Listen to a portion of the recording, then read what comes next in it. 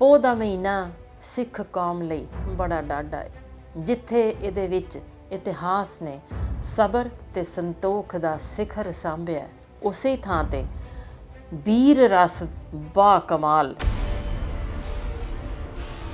ਕਿ ਸਾਡੀ ਕੌਮ ਦੇ ਵਿੱਚ ਜੋ ਵੀਰ ਰਸ ਉਸ ਸਮੇਂ ਸੀ ਅੱਜ ਵੀ ਓਨਾ ਹੀ ਬੁਲੰਦ ਰਹੇ ਤੇ ਸਾਡੀਆਂ ਆਉਣ ਵਾਲੀਆਂ ਨਸਲਾਂ ਯਾਦ ਰੱਖਣ ਕਿ ਸਾਡੇ ਇਤਿਹਾਸ ਕਿੰਨਾ ਗੌਰਵਮਈ ਸੀ। ਮਰਾਠਿਆਂ ਨੇ ਲਗਾਤਾਰ ਉਦੋਂ ਛਾਪੇਮਾਰੀ ਸ਼ੁਰੂ ਕੀਤੀ ਹੋਈ ਸੀ ਤੇ ਉਹਦੇ ਸਦਕਾ ਮੁਗਲਾਂ ਨੂੰ ਲੁੱਟਿਆ ਵੀ ਜਾ ਰਿਹਾ ਸੀ। ਗਰੀਬ ਕਿਸਾਨਾਂ ਨੂੰ ਵੀ ਉਦੋਂ ਅੱਤ ਦਾ ਜ਼ੁਲਮ ਸਹਿਣਾ ਪੈ ਰਿਹਾ ਸੀ। ਉਹ ਸਮਾਂ ਸੀ ਜਦੋਂ ਇੱਕ ਵਾਰ ਨਹੀਂ, ਦੋ ਵਾਰ ਨਹੀਂ, ਅਨੇਕ ਵਾਰ ਮਰਾਠਿਆਂ ਨੇ ਅਜਿਹੇ ਹੱਲੇ ਬੋਲੇ ਤੇ ਸੰਨ 1703 ਵਿੱਚ ਜਦੋਂ ਫਿਰ ਲੁੱਟ ਮਚਾਈ ਮਰਾਠਿਆਂ ਨੇ ਤਾਂ ਉਦੋਂ ਔਰੰਗਜ਼ੇਬ ਵੀ ਥੋੜ੍ਹਾ ਬਹੁਤ ਹਿੱਲ ਗਿਆ ਸੀ। ਉਹਨੂੰ ਲੱਗਦਾ ਸੀ ਕਿ ਸ਼ਾਇਦ ਮੇਰੀ ਕੁਰਸੀ ਮੇਰੇ ਹੱਥੋਂ ਖੁੱਸਦੀ ਜਾਂਦੀ ਹੈ। ਜਿਸ ਕੁਰਸੀ ਲਈ ਉਹਨੇ ਆਪਣਾ ਸਾਰਾ ਖਾਨਦਾਨ ਤਬਾਹ ਕਰ ਦਿੱਤਾ, ਉਹ ਕੁਰਸੀ ਵੀ ਹੁਣ ਹੱਥੋਂ ਜਾ ਰਹੀ ਸੀ। ਮੇਰਾ ਖਿਆਲ ਹੈ ਇਸੇ ਤੋਂ ਸਪਸ਼ਟ ਹੋ ਜਾਂਦੀ ਹੈ, ਕਿਉਂਕਿ ਇਤਿਹਾਸ ਬਹੁਤ ਕੁਝ ਸਾਨੂੰ ਆਉਣ ਵਾਲੇ ਸਮੇਂ ਬਾਰੇ ਵੀ ਦੱਸਦਾ ਰਹਿੰਦਾ ਹੈ ਕਿ ਜਿੰਨੇ ਵੀ ਹੁਕਮਰਾਨ ਹੁਣ ਤੱਕ ਇਹੋ ਸੋਚਦੇ ਨੇ ਕਿ ਮੈਂ ਤੇ ਸਿਰਫ ਮੈਂ ਹਾਂ, ਉਹਨਾਂ ਨੂੰ ਇਹ ਸਾਰਾ ਪਿਛੋਕੜ ਵੇਖ ਲੈਣਾ ਚਾਹੀਦਾ ਕਿ ਜਿੰਨੇ ਵੀ ਵੱਡੇ ਤੋਂ ਵੱਡੇ ਕੋਈ ਵੀ ਹੁਕਮਰਾਨ ਆਪਣੇ ਆਪ ਨੂੰ ਰੱਬ ਦੇ ਨੇੜੇ ਤੇੜੇ ਸਮਝਦਾ ਰਿਹਾ ਹੋਵੇ, ਉਹ ਅਖੀਰ ਇਸੇ ਤਰ੍ਹਾਂ ਗਾਇਬ ਹੋ ਜਾਂਦਾ ਹੈ, ਗੁੰਮ ਹੋ ਜਾਂਦਾ ਹੈ ਤੇ ਇਤਿਹਾਸ ਉਹਨੂੰ ਉਹਦਾ ਨਾਮੋ ਨਿਸ਼ਾਨ ਮਿਟਾ ਦਿੰਦਾ।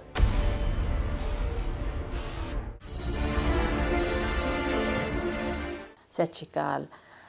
ਪੋਹ ਦਾ ਮਹੀਨਾ ਸਿੱਖ ਕੌਮ ਲਈ ਬੜਾ ਡਾਢਾ ਹੈ, ਜਿੱਥੇ ਇਹਦੇ ਵਿੱਚ ਇਤਿਹਾਸ ਨੇ ਸਬਰ ਤੇ ਸੰਤੋਖ ਦਾ ਸਿਖਰ ਸਾਂਭਿਆ, ਉਸੇ ਥਾਂ ਤੇ ਵੀਰ ਰਸ ਬਾ ਕਮਾਲ ਇੱਥੇ ਸਾਂਭਿਆ ਗਿਆ। ਕਿਵੇਂ ਸੱਚ ਤੇ ਹੱਕ ਲਈ ਆਵਾਜ਼ ਚੁੱਕੀ ਜਾਂਦੀ ਹੈ, ਕਿਵੇਂ ਨੀਵਿਆਂ ਤੋਂ ਅੱਤ ਨੀਵਿਆਂ ਵਾਸਤੇ ਜਾਨ ਵਾਰੀ ਜਾਂਦੀ ਹੈ।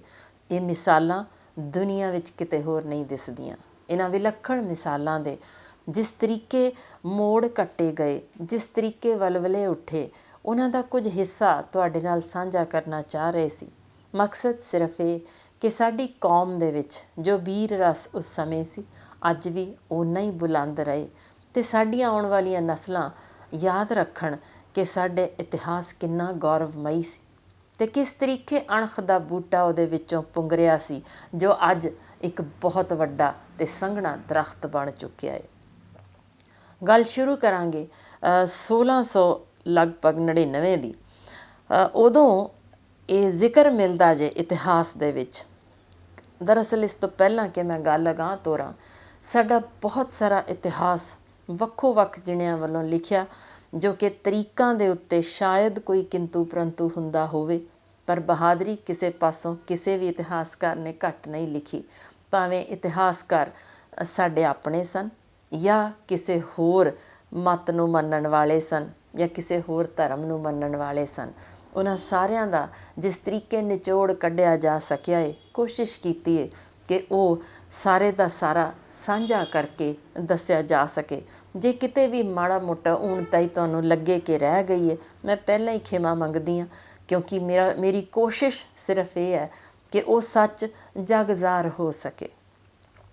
ਸੰਨ 1699 ਸਾਰੇ ਜਾਣਦੇ ਨੇ ਕਿੰਨਾ ਕਹਿਰ ਸੀ ਉਸ ਸਮੇਂ, ਤੇ ਦੱਖਣੀ ਭਾਰਤ ਦੇ ਵਿੱਚ ਮੁਗਲ ਫੌਜ ਉਸ ਸਮੇਂ ਕਾਫੀ ਸੰਕਟ ਵਿੱਚੋਂ ਗੁਜ਼ਰ ਰਹੀ ਸੀ, ਕਿਉਂਕਿ ਉਦੋਂ ਹਰ ਸਾਲ ਜੋ ਲਗਾਤਾਰ ਜੰਗ ਚੱਲ ਰਹੀ ਸੀ ਉਹਦੇ ਵਿੱਚ ਉਹਨਾਂ ਦੇ ਫੌਜੀਆਂ ਦੀਆਂ ਮੌਤਾਂ ਹੋ ਰਹੀਆਂ ਸਨ। ਲੱਖਾਂ ਦੀ ਗਿਣਤੀ ਵਿੱਚ ਮੌਤਾਂ ਹੋ ਚੁੱਕੀਆਂ ਸਨ। ਮਰਾਠਿਆਂ ਨੇ ਲਗਾਤਾਰ ਉਦੋਂ ਛਾਪੇਮਾਰੀ ਸ਼ੁਰੂ ਕੀਤੀ ਹੋਈ ਸੀ ਤੇ ਉਹਦੇ ਸਦਕਾ ਮੁਗਲਾਂ ਨੂੰ ਲੁੱਟਿਆ ਵੀ ਜਾ ਰਿਹਾ ਸੀ। ਗਰੀਬ ਕਿਸਾਨਾਂ ਨੂੰ ਵੀ ਉਦੋਂ ਅੱਤ ਦਾ ਜ਼ੁਲਮ ਸਹਿਣਾ ਪੈ ਰਿਹਾ ਸੀ। ਉਹ ਸਮਾਂ ਸੀ ਜਦੋਂ ਇੱਕ ਵਾਰ ਨਹੀਂ, ਦੋ ਵਾਰ ਨਹੀਂ, ਅਨੇਕ ਵਾਰ ਮਰਾਠਿਆਂ ਨੇ ਅਜਿਹੇ ਹੱਲੇ ਬੋਲੇ ਤੇ ਸੰਨ 1703 ਵਿੱਚ ਜਦੋਂ ਫਿਰ ਲੁੱਟ ਮਚਾਈ ਮਰਾਠਿਆਂ ਨੇ ਤਾਂ ਉਦੋਂ ਔਰੰਗਜ਼ੇਬ ਵੀ ਥੋੜ੍ਹਾ ਬਹੁਤ ਹਿੱਲ ਗਿਆ ਸੀ। ਉਹਨੂੰ ਲੱਗਦਾ ਸੀ ਕਿ ਸ਼ਾਇਦ ਮੇਰੀ ਕੁਰਸੀ ਮੇਰੇ ਹੱਥੋਂ ਖੁੱਸਦੀ ਜਾਂਦੀ ਹੈ। ਉਮਰ ਵੀ ਬਥੇਰੀ ਹੋ ਚੁੱਕੀ ਸੀ ਤੇ ਉਹਨੂੰ ਉਦੋਂ ਦਿਸ ਰਿਹਾ ਸੀ ਕਿ ਮੇਰੇ ਬਹੁਤ ਸਾਰੇ ਸਾਥੀ ਮੈਨੂੰ ਛੱਡ ਕੇ ਜਾ ਚੁੱਕੇ ਨੇ, ਤੇ ਆਪਣੇ ਆਪ ਨੂੰ ਇਕੱਲਾ ਹੀ ਸਮਝ ਰਿਹਾ ਸੀ, ਕਿਉਂਕਿ ਉਹਨੇ ਨਾ ਪਿਓ ਛੱਡਿਆ ਨਾ ਭਰਾ ਛੱਡੇ, ਕਿਸੇ ਨੂੰ ਛੱਡਿਆ ਵੀ ਨਹੀਂ ਸੀ। ਜਿਸ ਕੁਰਸੀ ਲਈ ਉਹਨੇ ਆਪਣਾ ਸਾਰਾ ਖਾਨਦਾਨ ਤਬਾਹ ਕਰ ਦਿੱਤਾ, ਉਹ ਕੁਰਸੀ ਵੀ ਹੁਣ ਹੱਥੋਂ ਜਾ ਰਹੀ ਸੀ। ਮੇਰਾ ਖਿਆਲ ਹੈ ਇਸੇ ਤੋਂ ਸਪਸ਼ਟ ਹੋ ਜਾਂਦੀ ਹੈ, ਕਿਉਂਕਿ ਇਤਿਹਾਸ ਬਹੁਤ ਕੁਝ ਸਾਨੂੰ ਆਉਣ ਵਾਲੇ ਸਮੇਂ ਬਾਰੇ ਵੀ ਦੱਸਦਾ ਰਹਿੰਦਾ ਹੈ ਕਿ ਜਿੰਨੇ ਵੀ ਹੁਕਮਰਾਨ ਹੁਣ ਤੱਕ ਇਹੋ ਸੋਚਦੇ ਨੇ ਕਿ ਮੈਂ ਤੇ ਸਿਰਫ ਮੈਂ ਹਾਂ, ਉਹਨਾਂ ਨੂੰ ਇਹ ਸਾਰਾ ਪਿਛੋਕੜ ਵੇਖ ਲੈਣਾ ਚਾਹੀਦਾ ਕਿ ਜਿੰਨੇ ਵੀ ਵੱਡੇ ਤੋਂ ਵੱਡੇ ਕੋਈ ਵੀ ਹੁਕਮਰਾਨ ਆਪਣੇ ਆਪ ਨੂੰ ਰੱਬ ਦੇ ਨੇੜੇ ਤੇੜੇ ਸਮਝਦਾ ਰਿਹਾ ਹੋਵੇ, ਉਹ ਅਖੀਰ ਇਸੇ ਤਰ੍ਹਾਂ ਗਾਇਬ ਹੋ ਜਾਂਦਾ ਹੈ, ਗੁੰਮ ਹੋ ਜਾਂਦਾ ਹੈ, ਅਤੇ ਇਤਿਹਾਸ ਉਹਨੂੰ ਉਹਦਾ ਨਾਮੋ ਨਿਸ਼ਾਨ ਮਿਟਾ ਦਿੰਦਾ। ਉਦੋਂ ਵੀ ਇਤਿਹਾਸ ਵਿੱਚ ਦਰਜ ਹੈ ਕਿ ਸ਼ਾਹੀ ਕੈਂਪ ਦੇ ਵਿੱਚ ਇੰਨੀ ਯਾਨੀ ਤਬਾਹੀ, ਇੰਨੀ ਲੁੱਟ ਮੱਚ ਚੁੱਕੀ ਸੀ ਕਿ ਉਦੋਂ ਵੀ ਰੁਪਏ ਦਾ 2 ਸੇਰ ਤੋਂ ਵੀ ਘੱਟ ਅੰਨ ਮਿਲਣ ਲੱਗ ਗਿਆ ਸੀ। ਯਾਨੀ ਸਮਝ ਸਕਦੇ ਹਾਂ ਕਿੰਨਾ ਔਖਾ ਸਮਾਂ ਆ ਚੁੱਕਿਆ ਸੀ, ਅਤੇ ਸਦੀਆਂ ਤੋਂ ਤਗੜਾ ਹਮੇਸ਼ਾ ਹੀ ਹੇਠਲੇ ਵਾਲੇ ਨੂੰ ਲੁੱਟਦਾ ਹੀ ਰਿਹਾ। ਸੋ ਇਹ ਲੁੱਟ ਉਦੋਂ ਸਿਖਰ 'ਤੇ ਸੀ। ਅਜਿਹੇ ਮੌਕੇ ਜੋ ਤਾਕਤਵਰ ਬੰਦੇ ਨੂੰ ਸ਼ੀਸ਼ਾ ਵਿਖਾਉਣ ਲਈ ਬਥੇਰਾ ਹੈ ਕਿ ਲੋਕ ਕੰਨਾਂ ਦੇ ਵਿੱਚ ਬਹੁਤ ਕੁਛ ਭਰਦੇ ਨੇ, ਅਤੇ ਇਹ ਹੁਕਮਰਾਨ ਦੀ ਸਿਆਣਪ ਹੁੰਦੀ ਹੈ ਕਿ ਮੈਂ ਜੋ ਕੁਝ ਸੁਣ ਰਿਹਾ ਕੀ ਉਹ ਸੱਚ ਹੈ ਜਾਂ ਨਹੀਂ। ਪਰ ਜਦੋਂ ਤਾਕਤ ਦੇ ਅੰਨੇ ਨਸ਼ੇ ਵਿੱਚ ਕੋਈ ਬੈਠਿਆ ਹੋਵੇ ਤਾਂ ਉਹਨੂੰ ਨਿੱਕੀ ਜਿਹੀ ਗੱਲ ਵੀ ਇੰਝ ਲੱਗਦਾ ਬਹੁਤ ਵੱਡੀ ਹੈ, ਅਤੇ ਉਹ ਬਜਾਏ ਇਹਦੇ ਕਿ ਕੁਝ ਸੱਚ ਉਸ ਵਿੱਚੋਂ ਪਤਾ ਕਰ ਸਕੇ, ਸਿਰਫ ਆਪਣੇ ਵਿਰੋਧੀ ਨੂੰ ਨੇਸਤਾ ਨਾਬੂਦ ਕਰਨ ਦੀ ਪੂਰੀ ਕੋਸ਼ਿਸ਼ ਕਰਦਾ। ਇਹੋ ਕੁਝ ਔਰੰਗਜ਼ੇਬ ਨੂੰ, ਜੋ ਕਿ ਉਸ ਸਮੇਂ ਢਹਿੰਦੀ ਕਲਾ ਵਿੱਚ ਸੀ, ਉਹਦੇ ਕੰਨ ਜਦੋਂ ਭਰੇ ਗਏ। ਉਹ ਵੀ ਕਮਾਲ ਵੇਖੋ ਕਿ ਇੱਕ ਪਾਸੇ ਮਰਾਠਿਆਂ ਦੀ ਲੁੱਟ ਸੀ ਅਤੇ ਉਸ ਬਦਹਾਲੀ ਤੋਂ ਇੰਨਾ ਘਬਰਾਇਆ ਪਿਆ ਸੀ ਕਿ ਜਦੋਂ ਪਹਾੜੀ ਰਾਜਿਆਂ ਨੇ ਆ ਕੇ ਉਸਦੇ ਕੰਨ ਵਿੱਚ ਸ੍ਰੀ ਗੁਰੂ ਗੋਬਿੰਦ ਸਿੰਘ ਜੀ ਬਾਰੇ ਦੱਸਿਆ ਕਿ ਉਹ ਕਾਫੀ ਤਾਕਤਵਰ ਹੋ ਰਹੇ ਨੇ, ਅਤੇ ਇਹ ਹਿੱਸਾ ਜੇ ਬਿਲਕੁਲ ਉਸੇ ਤਰ੍ਹਾਂ ਹੋ ਗਿਆ ਜੋ ਕਿ ਝੂਠ ਉਹਨਾਂ ਦੇ ਕੰਨਾਂ ਵਿੱਚ ਭਰਿਆ ਗਿਆ ਕਿ ਮਰਾਠਿਆਂ ਵਾਂਗ ਜੇ ਉੱਥੇ ਵੀ ਲੁੱਟ ਮਚ ਗਈ ਤਾਂ ਤੇਰੀ ਇੱਥੇ ਕਿਸੇ ਥਾਂ ਦਾਲ ਨਹੀਂ ਗਲਣੀ, ਤੂੰ ਸਮਝ ਤੇਰਾ ਬੋਰੀਆ ਬਿਸਤਰਾ ਗੋਲ ਹੋ ਚੁੱਕਿਆ। ਜਦ ਕਿ ਅਜਿਹੀ ਨਿਰੇ ਝੂਠ ਅਤੇ ਬੇਬੁਨਿਆਦ ਜੋ ਉਸ ਸਮੇਂ ਗੱਲਾਂ ਨਾਲ ਉਹਦੇ ਕੰਨ ਭਰੇ ਗਏ ਸਨ, ਉਹਦੇ ਬਾਰੇ ਔਰੰਗਜ਼ੇਬ ਨੇ ਪਤਾ ਕਰਨ ਦੀ ਕੋਸ਼ਿਸ਼ ਵੀ ਨਹੀਂ ਕੀਤੀ। ਅਤੇ ਫਿਰ ਜਿਸ ਤਰ੍ਹਾਂ ਦੀਆਂ ਖਬਰਾਂ ਉਸਨੂੰ ਦੱਸੀਆਂ ਗਈਆਂ ਕਿ ਉੱਥੇ ਜਬਰ ਏ, ਲੁੱਟ ਖਸੁੱਟ ਏ, ਉਸਨੇ ਬਿਨਾਂ ਸੋਚੇ ਸਮਝੇ ਇਹ ਹੁਕਮ ਜਾਰੀ ਕਰ ਦਿੱਤਾ ਕਿ ਚੜ੍ਹਾਈ ਕਰ ਦਿਓ। ਪੰਜਾਬ ਦੇ ਉੱਤੇ ਚੜ੍ਹਾਈ ਕਰਨ ਦਾ ਮਤਲਬ ਸੀ ਕਿ ਉਹਨੂੰ ਸਿਰਫ ਇੱਕੋ ਡਰ ਸੀ, ਬਾਦਸ਼ਾਹਤ ਖੁੱਸ ਜਾਏਗੀ। ਅੰਦਾਜ਼ਾ ਵੀ ਨਹੀਂ ਸੀ ਉਹਨੂੰ ਕਿ ਜਿਸ ਪ੍ਰੇਮ ਨਾਲ, ਜਿਸ ਪ੍ਰੇਮ ਭਾਵਨਾ ਨਾਲ, ਜਿਸ ਉੱਥੇ ਮਰ ਮਿਟਣ ਦੀ ਤਮੰਨਾ ਦੇ ਨਾਲ, ਜਿਵੇਂ ਸੱਚ ਅਤੇ ਹੱਕ ਦੀ ਲੜਾਈ ਜਿੱਤੀ ਜਾ ਰਹੀ ਸੀ, ਜਿਵੇਂ ਉੱਥੇ ਗਰੀਬਾਂ ਦੇ ਜਿਨ੍ਹਾਂ ਦੇ ਖੋਏ ਹੋਏ ਹੱਕ ਵਾਪਸ ਦਿਵਾਏ ਜਾ ਰਹੇ ਸਨ, ਉੱਥੇ ਕਿਸ ਤਰ੍ਹਾਂ ਦਾ ਉਸ ਥਾਂ 'ਤੇ ਅਣਖ ਬੀਜੀ ਗਈ, ਉਹ ਬੂਟਾ ਤਿਆਰ ਹੋ ਰਿਹਾ ਸੀ, ਇਸ ਬਾਰੇ ਉਹਨੂੰ ਕਿਤੇ ਗਿਆਨ ਵੀ ਨਹੀਂ ਸੀ। ਇਹੀ ਕਾਰਨ ਸੀ ਕਿ ਉਹਨੇ ਦਿੱਲੀ, ਸਰਹੰਦ, ਲਾਹੌਰ, ਕਸ਼ਮੀਰ ਦੇ ਸੂਬੇਦਾਰਾਂ ਨੂੰ ਅਤੇ ਪਹਾੜੀ ਰਾਜਿਆਂ ਨੂੰ ਇਹ ਆਦੇਸ਼ ਦੇ ਦਿੱਤਾ ਕਿ ਜਾਓ ਅਨੰਦਪੁਰ ਸਾਹਿਬ ਦਾ ਨਾਮੋ ਨਿਸ਼ਾਨ ਮਿਟਾ ਦਿਓ। ਇਹ ਹੁਕਮ ਜਾਰੀ ਹੋਇਆ ਅਤੇ ਉਹ ਕੰਨ ਕਿਉਂ ਭਰ ਰਹੇ ਸਨ? ਰਤਾ ਖਿਆਲ ਕਰੀਏ। ਪਹਾੜੀ ਰਾਜਿਆਂ ਨੂੰ ਆਖਰ ਗੁੱਸਾ ਕੀ ਸੀ? ਗੁਰੂ ਗੋਬਿੰਦ ਸਿੰਘ ਜੀ ਨੇ ਤਾਂ 1 ਇੰਚ ਭੋਏ ਵੀ ਉਹਨਾਂ ਦੀ ਖੋਈ ਨਹੀਂ ਸੀ। ਉਹ ਜ਼ਮੀਨ 'ਤੇ ਕਦੇ ਹੱਥ ਪਾਇਆ ਹੀ ਨਹੀਂ ਸੀ, ਨਾ ਉਹਨਾਂ ਦੀ ਗੱਦੀ 'ਤੇ ਹੱਥ ਪਾਇਆ ਸੀ। ਕੀਤਾ ਕੀ ਸੀ? ਸਿਰਫ ਉਹਨਾਂ ਲੋਕਾਂ ਨੂੰ ਜਗਾ ਦਿੱਤਾ ਸੀ ਜਿਨ੍ਹਾਂ ਦੇ ਹੱਕ ਖੋਏ ਗਏ ਸਨ, ਜਿਨ੍ਹਾਂ ਨੂੰ ਸਮਾਜ ਨੇ ਜਾਤ ਪਾਤ ਦੇ ਆਧਾਰ ਉੱਤੇ ਪਰਾਂ ਛਿਟਕ ਦਿੱਤਾ ਸੀ, ਜਿਨ੍ਹਾਂ ਨੂੰ ਇਨਸਾਨ ਮੰਨਿਆ ਹੀ ਨਹੀਂ ਸੀ ਜਾ ਰਿਹਾ। ਉਹਨਾਂ ਨੀਵਿਆਂ ਤੋਂ ਅੱਤ ਨੀਵਿਆਂ ਨੂੰ ਜਾਤ ਪਾਤ ਦੇ ਫਰਕ ਮਿਟਾ ਕੇ, ਊਚ ਨੀਚ ਦਾ ਫਰਕ ਮਿਟਾ ਕੇ ਇੱਕ ਥਾਂ 'ਤੇ ਬਿਠਾ ਰੱਖਿਆ ਸੀ। ਇਹ ਜਗਾਇਆ ਇਸ ਕਰਕੇ ਸੀ ਕਿ ਆਪਣੇ ਹੱਕਾਂ ਬਾਰੇ ਜਾਣੋ, ਪਛਾਣੋ ਅਤੇ ਆਵਾਜ਼ ਚੁੱਕਣੀ ਸਿੱਖੋ ਕਿ ਸਾਡੇ ਹੱਕ ਸਾਨੂੰ ਮਿਲਣੇ ਚਾਹੀਦੇ ਨੇ, ਅਤੇ ਜੇ ਕਿਤੇ ਜਬਰ ਹੋ ਰਿਹਾ, ਜ਼ੁਲਮ ਹੋ ਰਿਹਾ, ਤਾਂ ਉਹਦਾ ਮੂੰਹ ਤੋੜ ਜਵਾਬ ਦਿਓ, ਉਹਦੇ ਲਈ ਖੜ੍ਹੇ ਹੋਵੋ। ਕਿਉਂਕਿ ਜੇ ਤੁਸੀਂ ਚੁੱਪ ਚੁਪੀਤੇ ਜ਼ਬਰ ਨੂੰ ਇਸੇ ਤਰ੍ਹਾਂ ਸਹਿ ਜਾਓਗੇ ਤਾਂ ਤੁਸੀਂ ਕਿਸੇ ਹੋਰ ਉੱਤੇ ਹੁੰਦੇ ਜ਼ਬਰ ਦੇ ਵਿੱਚ ਹਿੱਸੇਦਾਰ ਗਿਣੇ ਜਾਓਗੇ। ਇਸੇ ਲਈ ਜ਼ਰੂਰੀ ਹੈ ਕਿ ਤੁਸੀਂ ਉਸ ਜ਼ਬਰ ਦਾ ਮੂੰਹ ਤੋੜ ਜਵਾਬ ਦੇਣਾ ਹੈ। ਸੋ ਉਹ ਲੋਕ ਜਿਨ੍ਹਾਂ ਨੂੰ ਜੋ ਸਦੀਆਂ ਤੋਂ ਪੀਸਿਆ ਗਿਆ ਸੀ, ਉਹ ਆਪਣੇ ਹੱਕਾਂ ਲਈ ਜਦੋਂ ਖੜ੍ਹੇ ਹੋਣ ਲੱਗੇ ਤਾਂ ਉਦੋਂ ਮਰ ਮਿਟਣ ਦਾ ਜਜ਼ਬਾ ਪੈਦਾ ਹੋਇਆ ਸੀ, ਕਿਉਂਕਿ ਕਈ ਸਦੀਆਂ ਤੋਂ ਪੀਸੇ ਜਾਣ ਬਾਅਦ ਪਹਿਲੀ ਵਾਰ ਉਹਨਾਂ ਨੂੰ ਇਨਸਾਨ ਹੋਣ ਦਾ ਇਹ ਸਮਝ ਆਈ ਸੀ ਕਿ ਹਾਂ ਅਸੀਂ ਇਨਸਾਨ ਹਾਂ, ਸਾਡੇ ਵੀ ਕੋਈ ਹੱਕ ਹੁੰਦੇ ਨੇ। ਅਤੇ ਫਿਰ ਸਾਡੇ ਹੱਕਾਂ ਲਈ ਲੜ ਤਾਂ ਕੋਈ ਹੋਰ ਰਿਹਾ, ਅਤੇ ਫਿਰ ਉਹਨੂੰ ਆਪਣਾ ਕੋਈ ਫਿਕਰ ਹੀ ਨਹੀਂ। ਅਤੇ ਉਹ ਜਿਸ ਨੇ ਆਪਣਾ ਪਿਓ ਗਵਾ ਦਿੱਤਾ, ਪਿਓ ਵਾਰ ਦਿੱਤਾ, ਜਿਸ ਨੇ ਸਰਬੰਸ ਵਾਰਨ ਤੋਂ ਬਾਅਦ ਵੀ ਸਾਡੇ ਲਈ ਇਹੀ ਆਵਾਜ਼ ਚੁੱਕੀ ਕਿ ਤੁਸੀਂ ਬੁਲੰਦ ਰਹੋ, ਤੁਹਾਡੀ ਅਣਖ ਜ਼ਿੰਦਾ ਰਵੇ, ਤੁਹਾਡੇ 'ਤੇ ਕੋਈ ਜ਼ੁਲਮ ਨਾ ਕਰੇ, ਤਾਂ ਅਜਿਹੇ ਲੋਕ ਆਪ ਮਰ ਮਿਟਣ ਲਈ ਤਿਆਰ ਹੁੰਦੇ ਨੇ। ਇਹ ਸਾਂਝ ਕਿਵੇਂ ਕਿਸੇ ਦੁਨੀਆ ਦੇ ਹੋਰ ਹਿੱਸੇ ਵਿੱਚ ਦਿਖ ਸਕਦੀ ਸੀ? ਸੋ ਗੱਲ ਜ਼ਰੂਰ ਉਹ ਗਰੂਰ ਜਿਹੜਾ ਉਹਨਾਂ ਦਾ ਜਾਗਿਆ ਸੀ, ਉਸ ਨੂੰ ਕਿਵੇਂ ਮਿਟਾਇਆ ਜਾ ਸਕਦਾ ਸੀ? ਦਿੱਲੀ ਦਾ ਨਾਜ਼ਮ ਤੁਰਿਆ, ਫਿਰ ਸਰਹੰਦ ਦਾ ਵਜ਼ੀਰ ਖਾਂ, ਲਾਹੌਰ ਦਾ ਦਿਲਾਵਰ ਖਾਂ ਅਤੇ ਕਸ਼ਮੀਰ ਦਾ ਨਾਜ਼ਮ ਜ਼ਬਰਦਸਤ ਖਾਂ ਖੜ੍ਹੇ ਸਨ। ਪਤਾ ਕਿਉਂ? ਕਿ ਸਾਡੀ ਗੱਦੀ ਨਾ ਖੁੱਸ ਜਾਏ। ਅਸੀਂ ਸਦੀਆਂ ਤੋਂ ਜਿਨ੍ਹਾਂ ਨੂੰ ਪੈਰਾਂ ਥੱਲੇ ਦੱਬਿਆ ਸੀ, ਕੁਚਲਿਆ ਸੀ, ਇਹ ਗੁਰੂ ਗੋਬਿੰਦ ਸਿੰਘ ਜੀ ਕਿਉਂ ਆਖਰ ਉਹਨਾਂ ਨੂੰ ਸਾਡੇ ਬਰਾਬਰ ਲਿਆ ਕੇ ਖੜ੍ਹਾ ਕਰਨਾ ਚਾਹੁੰਦੇ ਨੇ? ਅਸੀਂ ਊਚ ਨੀਚ ਮੁੱਕਣ ਨਹੀਂ ਦੇਣਾ ਚਾਹੁੰਦੇ। ਸੋ ਉਹਨਾਂ ਨੇ ਜੋ ਲਹੂ ਪਸੀਨੇ ਦੀ ਕਮਾਈ ਖੋਈ ਸੀ ਇਹਨਾਂ ਮਜ਼ਲੂਮਾਂ ਤੋਂ, ਉਹਨਾਂ ਨੂੰ ਖੁੱਸਣ ਦਾ ਡਰ ਸੀ, ਆਪਣੀ ਗੱਦੀ ਖੁੱਸਣ ਦਾ ਡਰ ਸੀ। ਸਿਰਫ ਇਹੀ ਡਰ ਉਹਨਾਂ ਨੂੰ ਗੁਰੂ ਗੋਬਿੰਦ ਸਿੰਘ ਜੀ ਦੇ ਵਿਰੁੱਧ ਲਿਆ ਕੇ ਖੜ੍ਹਾ ਕਰ ਗਿਆ ਸੀ। ਯਾਨੀ ਜਿੰਨੀ ਵੀ ਫੌਜ ਲੈ ਕੇ ਆਏ ਸਨ, ਉਹ ਸਾਰੀ ਦੀ ਸਾਰੀ ਉਹ ਸੀ ਜਿਹੜੀ ਉਹਨਾਂ ਦੇ ਪੈਸਿਆਂ ਦੇ ਦਿੱਤੇ ਹੋਇਆਂ ਦੇ ਉੱਤੇ, ਤਨਖਾਹਾਂ ਦੇ ਉੱਤੇ ਟਿਕੇ ਹੋਏ ਸਨ। ਹੁਣ ਇਹ ਸਾਰੇ ਦੇ ਸਾਰੇ ਇੱਕ ਪਾਸੇ, ਅਤੇ ਇੱਕ ਨਿੱਕਾ ਜਿਹਾ ਸ਼ਹਿਰ ਆਨੰਦਪੁਰ, ਜਿਹਨੂੰ ਨੇਸਤਾ ਨਾਬੂਦ ਕਰਨ ਉਹ ਪਹੁੰਚੇ ਸਨ। ਸੋਚਿਆ ਜਾ ਸਕਦਾ ਹੈ ਕਿ ਇੰਨੀ ਵੱਡੀ ਫੌਜ ਅਤੇ ਉਹਦੇ ਸਾਹਮਣੇ ਇੱਕ ਛੋਟਾ ਜਿਹਾ ਉਹ ਸ਼ਹਿਰ, ਜਿਹਦੇ ਲਈ ਲੱਖਾਂ ਦੀ ਗਿਣਤੀ ਵਿੱਚ ਫੌਜ ਖੜ੍ਹੀ ਹੋਈ ਹੋਵੇ, ਤਾਂ ਕਿੰਨੀ ਕੁ ਉਹਨਾਂ ਦੇ ਮਨ ਵਿੱਚ ਉਹ ਰੜਕ ਰਹੀ ਸੀ, ਗੱਲ ਪੀੜ ਦੇ ਰਹੀ ਸੀ। ਅਤੇ ਝੂਠ ਆਮ ਮੁਸਲਮਾਨ ਲੋਕਾਂ ਵਿੱਚ ਉਦੋਂ ਫੈਲਾ ਦਿੱਤਾ ਗਿਆ ਕਿ ਭਈ ਅੰਦਰ ਬੜੀ ਜਾਇਦਾਦ ਜੇ, ਬੜੀ ਮਾਇਆ ਇਕੱਠੀ ਹੋਈ ਪਈ ਹੈ, ਸੋ ਜੇ ਤੁਸੀਂ ਉਹ ਲੁੱਟਣੀ ਚਾਹੁੰਦੇ ਹੋ ਅਤੇ ਤੁਸੀਂ ਜਾਨ ਦੀ ਬਾਜ਼ੀ ਲਾ ਲਓ ਅਤੇ ਇਹ ਅੰਦਰੋਂ ਲੁੱਟ ਸਕਦੇ ਹੋ। ਨਾਲ ਇਹ ਵੀ ਝੂਠ ਫੈਲਾ ਦਿੱਤਾ ਗਿਆ ਕਿ ਅੰਦਰ ਕਾਫਰ ਨੇ। ਸੋ ਇਸ ਕਰਕੇ ਜੋ ਆਮ ਮੁਸਲਮਾਨ ਗਰੀਬ ਬੰਦੇ ਵੀ ਸਨ, ਉਹ ਵੀ ਪਠਾਣੀ ਇਲਾਕੇ ਤੋਂ ਹੋਤੀ ਮਰਦਾਨ ਤੱਕ ਸਾਰੇ ਦੇ ਸਾਰੇ ਕਸ਼ਮੀਰ ਦੀ ਫੌਜ ਦੇ ਨਾਲ ਰਲ ਕੇ ਉੱਧਰਲੇ ਪਾਸੇ ਹੋ ਤੁਰੇ।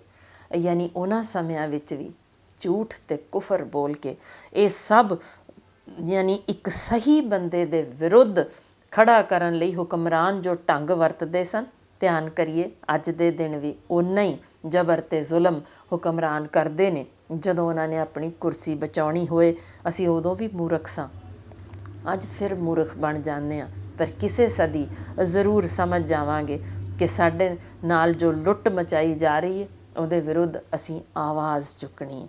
ਬਿਲਕੁਲ ਇਹੋ ਕੁਝ ਮਨਸੂਬਾ ਭਾਵੇਂ ਉਸ ਸਮੇਂ ਪਹਾੜੀ ਰਾਜਿਆਂ ਦਾ ਸਫਲ ਹੋ ਗਿਆ ਸੀ। ਉਹ ਡਰ ਕਿ ਇਹ ਤਾਂ ਮੰਗਣ ਵਾਲੇ ਸਨ, ਸਾਡੇ ਅੱਗੇ ਗਿੜਗਿੜਾਉਣ ਵਾਲੇ ਸਨ, ਇਹਨਾਂ ਦੇ ਵਿੱਚ ਕਿੰਨਾ ਕੁ ਜ਼ੋਰ ਹੋਏਗਾ? ਇਹ ਤਾਂ ਉਹੀ ਲੋਕ ਨੇ ਜਿਹੜੇ ਅਸੀਂ ਨਪੀੜੇ ਹੋਏ ਸਨ, ਇਹ ਸਾਡੇ ਵਿਰੁੱਧ ਖੜ ਹੀ ਨਹੀਂ ਸਕਣ ਲੱਗੇ।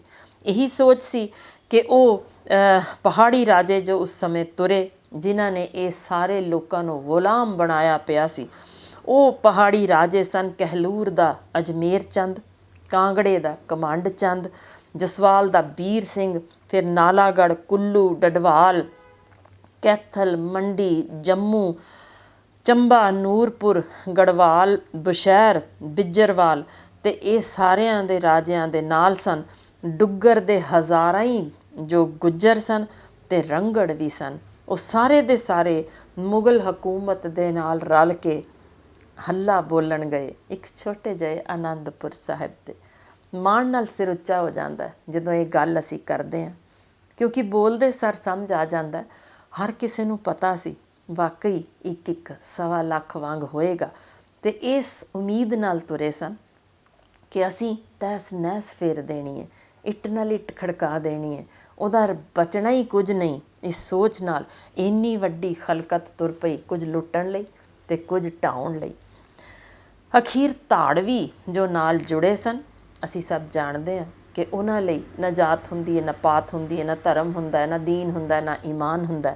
ਉਹਨਾਂ ਦਾ ਕੰਮ ਸਿਰਫ ਮਾਰ ਧਾੜ ਕਰਨੀ ਅਤੇ ਲੁੱਟਣਾ ਹੀ ਹੁੰਦਾ। ਅਤੇ ਜੇ ਕੋਈ ਔਰਤ ਦਿਸੇ ਤਾਂ ਉਹਦੀ ਇੱਜ਼ਤ ਤਾਰ-ਤਾਰ ਕਰ ਦੇਣੀ ਹੁੰਦੀ ਹੈ। ਇਸ ਸੋਚ ਨਾਲ ਕਿ ਅਨੰਦਪੁਰ ਸਾਹਿਬ ਵਿੱਚ ਬੇਅੰਤ ਦੌਲਤ ਹੈ, ਲੁੱਟਣਾ ਹੈ, ਤਾਂ ਅਸੀਂ ਸਮਝ ਹੀ ਸਕਦੇ ਹਾਂ ਕਿ ਕਿਸ ਨੀਅਤ ਨਾਲ ਉੱਥੇ ਲੋਕ ਤੁਰੇ ਹੋਣੇ ਨੇ, ਜੋ ਕਿ ਮਰ ਮਿਟਣ ਦੀ ਜਾਂ ਸਿਰ ਧੜ ਦੀ ਬਾਜ਼ੀ ਲਾ ਕੇ ਨਹੀਂ ਸਨ ਆਏ। ਇਹ ਖਬਰ ਜਦੋਂ ਗੁਰੂ ਗੋਬਿੰਦ ਸਿੰਘ ਜੀ ਨੂੰ ਪਹੁੰਚੀ, ਉਹਨਾਂ ਨੇ ਇੱਕ ਸੁਨੇਹਾ ਭੇਜਿਆ ਆਪਣੇ ਸਿੰਘਾਂ ਨੂੰ ਕਿ ਭਾਈ ਮਾਝੇ, ਮਾਲਵੇ ਅਤੇ ਦੁਆਬੇ ਦੇ ਪਿੰਡਾਂ ਦੇ ਵਿੱਚੋਂ ਹਰ ਆਮ ਟੱਬਰ ਵਿੱਚੋਂ ਜਿਹੜੇ ਸਿੰਘ ਨੇ, ਆਓ ਅਸੀਂ ਆਪਣੀ ਹੋਂਦ ਨੂੰ ਬਚਾਉਣਾ, ਅਸੀਂ ਇਸ ਪਵਿੱਤਰ ਧਰਤੀ ਨੂੰ ਬਚਾਉਣਾ, ਇਹਨੂੰ ਬੇਦਾਗ ਰਹਿਣ ਦੇਣਾ, ਆਓ ਅਤੇ ਪਹੁੰਚੋ। ਕਿਤੇ ਜ਼ੋਰ ਨਹੀਂ ਸੀ, ਕਿਤੇ ਜ਼ਬਰ ਨਹੀਂ ਸੀ, ਕਿਤੇ ਤਨਖਾਹ ਦੇਣ ਵਾਲੇ ਲੋਕ ਵੀ ਨਹੀਂ ਸੀ, ਪਰ ਪਿਆਰ ਦੇਖੋ, ਇੱਜ਼ਤ ਦੇਖੋ ਕਿ ਮਰਜੀਵੜੇ ਖੜ੍ਹੇ ਹੋਏ, ਮਿੱਟੀ ਦੇ ਪੁੱਤ ਖੜ੍ਹੇ ਹੋਏ। ਖੜ੍ਹੇ ਵੀ ਕਿੰਜ ਹੋਏ ਕਿ ਇਸ ਸੋਚ ਨਾਲ ਤੁਰੇ, ਭਈ ਮੈਂ ਆਪਣਾ ਰਾਸ਼ਨ ਵੀ ਆਪ ਲੈ ਕੇ ਜਾਣਾ ਅਤੇ ਮੈਂ ਹਥਿਆਰ ਵੀ ਆਪਣੇ ਨਾਲ ਲੈ ਕੇ ਜਾਣੇ ਹੈ, ਕਿਉਂਕਿ ਮੇਰੇ ਗੁਰੂ ਦੀ ਉੱਥੇ ਧਰਤੀ, ਉਹਦਾ ਹੁਕਮ ਹੋਇਆ ਅਤੇ ਮੈਂ ਆਰ ਜਾਂ ਪਾਰ ਦੀ ਜੰਗ ਲੜਨੀ ਹੈ। ਮੈਂ ਖ਼ਤਮ ਹੋ ਜਾਵਾਂਗਾ, ਫਨਾਹ ਹੋ ਜਾਵਾਂਗਾ, ਪਰ ਆਪਣੇ ਗੁਰੂ 'ਤੇ ਕੁਰਬਾਨ ਹੋਣ ਵਾਲਿਆਂ ਵਿੱਚ ਆਪਣਾ ਨਾਂ ਲਿਖਾਵਾਂਗਾ। ਇਹ ਮਰਜੀਵੜੇ ਤੁਰੇ ਸਨ, ਆਪਣਾ ਰਾਸ਼ਨ ਵੀ ਆਪ ਲੈ ਕੇ ਅਤੇ ਫਿਰ ਆਪਣੇ ਹਥਿਆਰ ਵੀ, ਅਤੇ ਸਾਰਾ ਜੋ ਵੀ ਕੁਝ ਮਿਲਿਆ ਉਹਨਾਂ ਕੋਲ, ਕੱਪੜਾ ਲੱਤਾ ਸਭ ਲੈ ਕੇ ਉੱਥੇ ਪਹੁੰਚਣ ਨੂੰ ਇੱਕ ਧੌਣਾ ਉੱਚੀਆਂ ਚੁੱਕ ਕੇ ਤੁਰਨ ਲਈ, ਇੱਕ ਸੁਤੰਤਰਤਾ ਦਾ ਪੈਗਾਮ ਲੈ ਕੇ ਤੁਰੇ। ਅਤੇ ਫਿਰ ਉਹ ਅਣਖ ਨਾਲ ਉੱਠੇ ਸਿਰ ਜਿੰਨੇ ਉੱਥੇ ਇਕੱਠੇ ਹੋਏ, ਉਹਨਾਂ ਨੇ ਕਿਸ ਤਰ੍ਹਾਂ ਦਾ ਇਤਿਹਾਸ ਸਿਰਜਿਆ, ਇਹ ਲੁਕੀ ਹੋਈ ਗੱਲ ਨਹੀਂ। ਇਹ ਸਾਰੇ ਪਤਾ ਜੇ ਕੌਣ ਸਨ? ਸ਼ੂਦਰ ਖਵਾਉਂਦੇ ਉਹ ਬੰਦੇ, ਉਹ ਗਰੀਬ ਸਿੰਘ ਜਿਨ੍ਹਾਂ ਨੂੰ ਗੁਰੂ ਸਾਹਿਬ ਨੇ ਆਪਣੀ ਗੱਲ ਲਾਇਆ ਸੀ, ਉਹਨਾਂ ਨੂੰ ਆਪਣਾ ਪੁੱਤਰ ਮੰਨਿਆ ਸੀ। ਅਤੇ ਫਿਰ ਇਹ ਸ਼ਸਤਰ, ਘੋੜੇ, ਰਸਦ ਲੈ ਕੇ ਪਹੁੰਚੇ ਇਹ ਸਾਰੇ ਗੁਰੂ ਸਾਹਿਬ ਦੇ ਪੁੱਤਰ, ਢੇਰ ਦੇ ਢੇਰ ਉੱਥੇ ਅਨੰਦਪੁਰ ਸਾਹਿਬ ਵਿੱਚ ਇਕੱਠੇ ਹੋਣੇ ਸ਼ੁਰੂ ਹੋਏ। ਉੱਥੋਂ ਗੁਰੂ ਸਾਹਿਬ ਨੇ ਜਿੰਨੇ ਟੱਬਰ ਸਨ, ਜਿੰਨੀਆਂ ਉਸ ਸਮੇਂ ਬਜ਼ੁਰਗ ਮਾਤਾਵਾਂ ਸਨ, ਉਹਨਾਂ ਸਭ ਨੂੰ ਉੱਥੋਂ ਕੂਚ ਕਰਨ ਦਾ ਹੁਕਮ ਦਿੱਤਾ ਕਿ ਤੁਸੀਂ ਸੇਫ ਥਾਵਾਂ 'ਤੇ ਪਹੁੰਚੋ, ਕਿਉਂਕਿ ਇਸ ਥਾਂ 'ਤੇ ਅਸੀਂ ਵੈਰ ਭਾਵ ਤਾਂ ਕਿਸੇ ਨਾਲ ਰੱਖਿਆ ਨਹੀਂ ਹੋਇਆ, ਪਰ ਜ਼ੁਲਮ ਦਾ ਮੂੰਹ ਤੋੜ ਜਵਾਬ ਅਸੀਂ ਜ਼ਰੂਰ ਦੇਣਾ। ਉਹਦੇ ਲਈ ਰਹੀਏ ਜਾਂ ਨਾ ਰਹੀਏ, ਪਰ ਜਿੰਨਿਆਂ ਨੂੰ ਅਸੀਂ ਬਚਾ ਸਕਦੇ ਹਾਂ ਉਹ ਜ਼ਰੂਰ ਤੁਸੀਂ ਸੁਰੱਖਿਅਤ ਥਾਵਾਂ ਉੱਤੇ ਪਹੁੰਚ ਜਾਓ। ਪਹਾੜੀ ਰਾਜਿਆਂ ਨੂੰ ਇਹ ਗੁੱਸਾ ਸੀ ਕਿ ਅਸੀਂ ਬੜੇ ਉੱਚ ਜਾਤੀ ਦੇ ਹਾਂ ਅਤੇ ਅਸੀਂ ਸ਼ੂਦਰ ਖਵਾਉਂਦੇ ਲੋਕਾਂ ਨੂੰ, ਜਿਨ੍ਹਾਂ ਨੂੰ ਹੁਣ ਇੰਨੇ ਸਾਲਾਂ ਤੋਂ ਨਪੀੜਿਆ ਸੀ, ਸਾਡੀ ਕੀ ਉਹਨਾਂ ਦੀ ਜੁਰਤ ਕੀ ਹੈ ਸਾਡੀ ਬਰਾਬਰੀ ਕਰ ਸਕਣ। ਸੋ ਇਸ ਸੋਚ ਨਾਲ ਉਹ ਤੁਰੇ ਸਨ ਕਿ ਦੂਜੇ ਪਾਸੇ ਇਹ ਤਨਖਾਹ ਲੈਣ ਵਾਲੇ ਯੋਧੇ ਅਤੇ ਇੱਕ ਪਾਸੇ ਲੂਣ ਜਿੰਨੀ ਗਿਣਤੀ ਵਿੱਚ, ਆਟੇ 'ਚ ਲੂਣ ਜਿੰਨੀ ਗਿਣਤੀ ਵਿੱਚ ਜਾਗਰਤ ਹੋਏ ਲੋਕ। ਅਸਾਵੀਂ ਜੰਗ ਸੀ, ਇੰਨੀ ਕੁ ਸਮਝ ਤਾਂ ਆਈ ਜਾਂਦੀ ਹੈ। ਪਰ ਇਹਨਾਂ ਵਿੱਚ ਖਿਆਲ ਕਰਿਓ, ਉਹ ਦਲੇਰ ਬੀਬੀਆਂ ਸਨ ਜਿਨ੍ਹਾਂ ਨੇ ਪਹਿਲਾਂ ਪਹਾੜੀ ਰਾਜਿਆਂ ਦੇ ਵਿਰੁੱਧ ਜੰਗਾਂ ਜਿੱਤੀਆਂ ਸਨ। ਨਾਬਾਲਗ ਬੱਚੀਆਂ ਸਨ ਜਿਨ੍ਹਾਂ ਨੇ ਸ਼ਸਤਰ ਚਲਾਉਣਾ ਵੀ ਸਿੱਖਿਆ ਸੀ, ਘੁੜਸਵਾਰੀ ਵੀ ਸਿੱਖੀ ਸੀ, ਅਤੇ ਫਿਰ ਉਸੇ ਤਹਿਤ ਜਿਸ ਤਰ੍ਹਾਂ ਉਹਨਾਂ ਨੇ ਜੰਗਾਂ ਇਹਨਾਂ ਰਾਜਿਆਂ ਅੱਗੇ ਪਹਿਲਾਂ ਜਿੱਤੀਆਂ ਸਨ, ਉਹ ਗੁੱਸਾ ਵੀ ਰਾਜਿਆਂ ਨੂੰ ਤਾਂ ਬਹੁਤ ਸੀ, ਪਰ ਉਹਨਾਂ ਥਾਵਾਂ ਤੋਂ ਰੱਤੀ ਮਸਾ ਅੰਦਾਜ਼ਾ ਹੋ ਗਿਆ ਸੀ ਕਿ ਜੇ ਇਸ ਕੌਮ ਦੀਆਂ ਬੀਬੀਆਂ ਇੰਨੀਆਂ ਤਗੜੀਆਂ ਨੇ, ਤਾਂ ਜੇ ਉਸ ਥਾਂ 'ਤੇ ਬੰਦੇ ਵੀ ਇਕੱਠੇ ਹੋ ਗਏ ਵੱਡੀ ਪੱਧਰ 'ਤੇ, ਤਾਂ ਜੰਗ ਵਾਕਈ ਤਗੜੀ ਹੋ ਸਕਦੀ ਹੈ। ਇਹ ਸਮਾਂ ਸੀ ਸਨ 20 ਮਈ ਸਨ 1704 ਦਾ, ਜਿੱਥੇ ਅਨੰਦਪੁਰ ਸਾਹਿਬ ਉੱਤੇ ਹੱਲਾ ਬੋਲਿਆ ਗਿਆ। ਵੱਡੀ ਗਿਣਤੀ ਸਾਰੇ ਇਕੱਠੇ ਹੋ ਚੁੱਕੇ ਸਨ, ਜਿਨ੍ਹਾਂ ਵਿੱਚ ਭਾਰੀ ਖਤਰੇ ਨੂੰ ਜਾਣਦਿਆਂ ਗੁਰੂ ਸਾਹਿਬ ਨੇ ਮੋਰਚੇ ਸੰਭਲਵਾਉਣੇ ਸ਼ੁਰੂ ਕੀਤੇ। ਹੁਣ ਇੱਕ ਪਾਸੇ ਸੀ ਦਿੱਲੀ ਸਰਹੰਦ ਦੀ ਮੁਗਲ ਫੌਜ, ਪਹਾੜੀ ਰਾਜਿਆਂ ਦੀ ਸੈਨਾ ਅਤੇ ਗੁੱਜਰਾਂ ਰੰਗੜਾਂ ਦਾ ਵਹੀਰ ਜੋ ਰੋਪੜ ਦੇ ਵਿੱਚ ਜਾ ਕੇ ਇਕੱਠੇ ਹੋਏ ਸਨ। ਦੂਜੇ ਪਾਸੇ ਖੜ੍ਹੇ ਸਨ ਲਾਹੌਰ ਕਸ਼ਮੀਰ ਦੀ ਮੁਗਲ ਫੌਜ ਤੇ ਜਹਾਦ ਦੇ ਨਾਂ ਤੇ ਲੁਟੇਰਾ ਦਲ ਜੋ ਇਕੱਠਾ ਹੋਇਆ ਸੀ ਉਹ ਸਤਲੁਜ ਦੇ ਉਰਲੇ ਪਾਸੇ ਸੀ।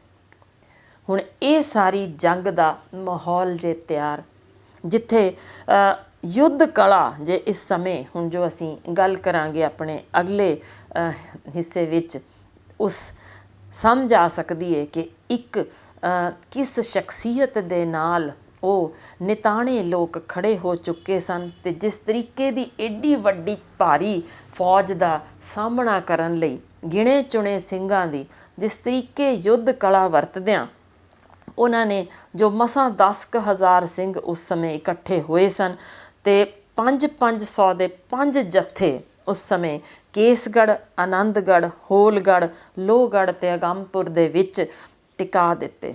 ਇਹ ਵੀ ਬੜੀ ਕਮਾਲ ਦੀ ਜੁਗਤ ਸੀ ਗੁਰੂ ਗੋਬਿੰਦ ਸਿੰਘ ਜੀ ਦੀ, ਜਿਨ੍ਹਾਂ ਨੇ ਇਹਨਾਂ 5 ਜੱਥਿਆਂ ਨੂੰ, ਖਾਲਸਿਆਂ ਨੂੰ ਕਿਵੇਂ ਉਸ ਨਗਰ ਦੀ ਰਾਖੀ ਕਰਨੀ ਹੈ, ਕਿਸ ਤਰੀਕੇ ਜ਼ਿੰਮੇਵਾਰੀ ਸਮਝ ਕੇ ਮੂੰਹ ਤੋੜ ਦੁਸ਼ਮਣ ਦਾ ਜਵਾਬ ਵੀ ਦੇਣਾ ਅਤੇ ਜਿੱਥੇ ਨਿਹੱਥਿਆਂ 'ਤੇ ਵਾਰ ਨਹੀਂ ਵੀ ਕਰਨਾ, ਇਹ ਵੀ ਬਾਕਮਾਲ ਸਮਝਾਈ ਗਈ ਕਿ ਭਾਈ ਲੋੜਵੰਦ ਜੇ ਦੁਸ਼ਮਣ ਵੀ ਹੈ ਨਾ ਤਾਂ ਆਪਣਾ ਹੀ ਹੈ, ਛਾਤੀ ਨਾਲ ਲਾ ਕੇ ਉਹਨੂੰ ਰੱਖਣਾ ਜੇ, ਅਤੇ ਜਿਸ ਕੋਲ ਹਥਿਆਰ ਨਹੀਂ ਉਸ 'ਤੇ ਤਾਂ ਜ਼ੁਲਮ, ਉਸਨੂੰ ਕਿਸੇ ਹਾਲ ਵਿੱਚ ਵਾਰ ਉਸ 'ਤੇ ਕਰਨਾ ਹੀ ਨਹੀਂ।